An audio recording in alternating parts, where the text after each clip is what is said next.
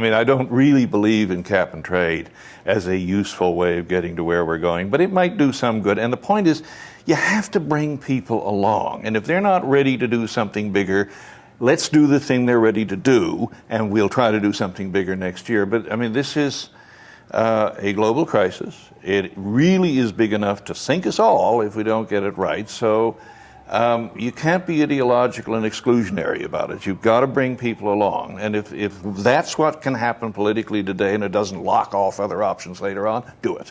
What do you think? Well, I mean, this gets at the heart of so many political discussions. Do you make reforms now in the hopes of greater structural changes later? I mean, this is a huge debate, and there is, the issue of the clock ticking in terms of climate change.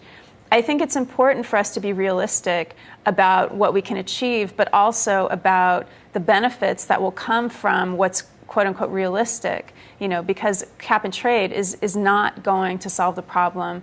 If you have the market system intact, if you leave that intact, I mean, we look at the cap and trade that has been implemented thus far, and what it's created is a market system that utterly fails at controlling carbon emissions. No, I agree, but you see, what you can count on is that the situation will get worse. People's motivations for doing more will be greater later on, because it's going to get worse no matter what we do now for another 20 years at least.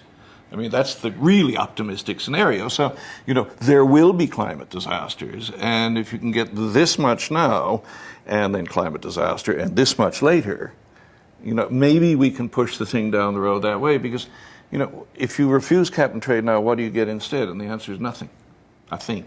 Mm-hmm.